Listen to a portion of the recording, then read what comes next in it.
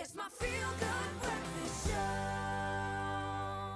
Welcome back. This is your feel-good breakfast show, Expresso, on SABC3. Now, in South Africa today, we are very privileged and proud of the fact that no matter our race, our gender, or our religion, that under the Constitution, we all have the right to live as equals. As we look forward to celebrating Human Rights Day this coming Saturday, it's very important that we know exactly where we come from in order to know where we're going. Now, with us in studio this morning is Stella Ndabeni-Abrams, the Deputy Minister of Communications, to chat about the importance of this day, that it's not just a public holiday, but a day that represents so much more than that. And how are you?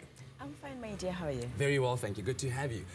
When we speak first to the youth and the born-frees who were born into a free and democratic South Africa, perhaps not having a reference of the past, what would you say to them is the importance of Human Rights Day? Actually, talking about the Nelson Mandela generation. Well, the importance of the 21st of March is that it is a day whereby about 69 people were killed by the police of that regime. Not just them being killed because they were walking around, but they were engaging in a protest march, but a peaceful one, against the pass laws that were there. Remember, these pass laws prohibited them from moving from a rural area to an urban area. They had to make it a point that if they are going to look for a job, then if they travel, after 3 days, actually, when they have arrived in that area, even if they have that permit, they must be given a permit so that they can seek employment. Failure to that, then they will be taken to jail. That's what 21st March is about. And where do you think we would be without a day like that, if you look at how far we've come, and especially having the Constitution there that protects human rights like that? My goodness, I'm not sure Katlego would be back. One thing about the democratic government that has given us an opportunity to is to be able to crisscross the country freely. But on top of that is us being able to access everything that we're able to access today.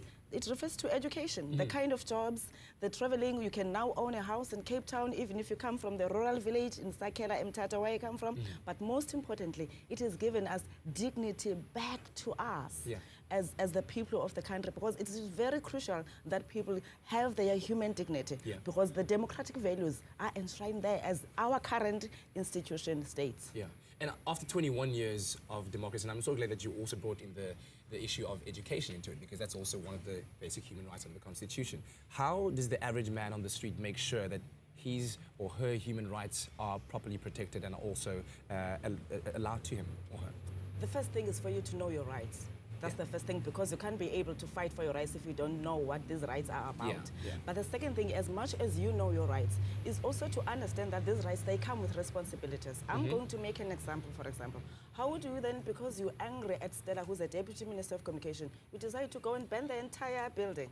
That does not talk to the kind of the democracy and the rights that we're talking about.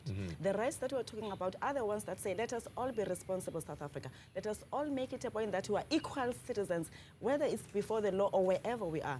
But most importantly, let us remain proud of who we are. And if we are proud of who we are, we'll understand that South Africa belongs to us. And therefore, anything that government gets to build or to establish belongs to us. I have a right as a responsible South African to protect that.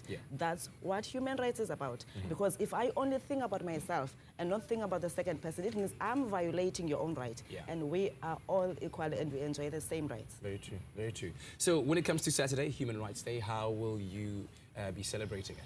You will recall that as the nation we are mourning. We have lost a freedom fighter, a person who has contributed so much that today we're enjoying the rights that we are talking about. The late comrade and Minister of the then Department of Public Service and Administration, Mr. Collins Shabane. Therefore, I will be traveling to Limpopo to make it a point that I'm part of those that give him a great farewell.